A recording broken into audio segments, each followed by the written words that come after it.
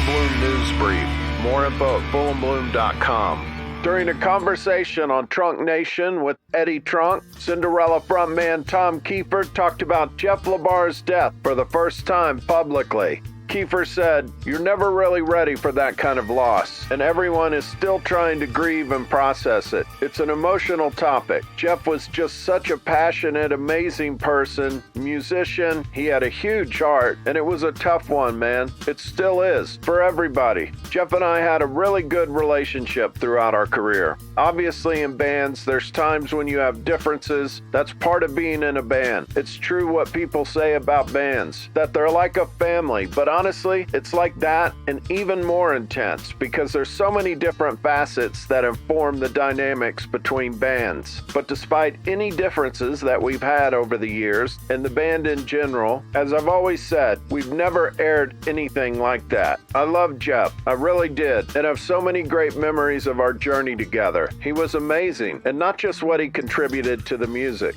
Jeff had such a great sense of humor, and some of my favorite memories with Jeff are just cutting up together on the bus. We were both big movie fans and could quote pretty much all your favorite movies, and we'd sit in the front lounge and quote Arthur, The Big Lebowski, and Caddyshack. He was just a really passionate, really fun guy to be around, and obviously an amazing performer. He was a huge part of Cinderella. Anything that Jeff was going through in his life, I would try to have his back on, and he did the same for me, especially when I had my voice challenges. He was really supportive. There was a point where I was just at an all-time low before I met my vocal coach, Ron Anderson, and I was so self-conscious about my voice that I didn't want anyone in the rehearsal room when I was trying to work through it. And I asked Jeff if he would just come in and play guitar and let me sing, because there was so much brain power just trying to work through the vocal issues that I couldn't even play guitar and sing at the same time. And he came in every day. It was just me and him, and he just played the guitar and I sang the songs. And he heard a lot of really bad things come out of my mouth, and he would just always look at me and say, "You're doing great."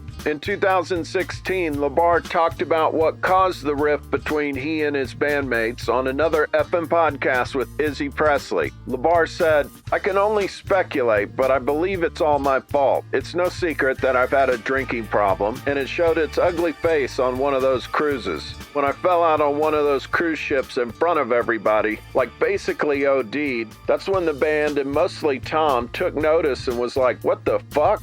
I have a history. It's not just these past issues. I have a history of drinking and cocaine. In the 80s, it was cocaine abuse. In the 90s, it was heroin. I went through every cliche phase that a rock star could go through. It just wasn't highly publicized. I was arrested. I went through rehab. I did all the things Motley Crue did. I just didn't publicize it. I was Motley Crue and Guns N' Roses all wrapped into one. As a band, we tried to hide our dirty laundry, and most of the dirty laundry was me. We didn't try to hide it. We just didn't publicize it. We just didn't tell people, 'Oh yeah, Jeff's in rehab. Jeff's in jail. Jeff's in whatever.' We actually kept it to ourselves. It was our family. It was our family business, and that's how we treated it. More news at fullandbloom.com.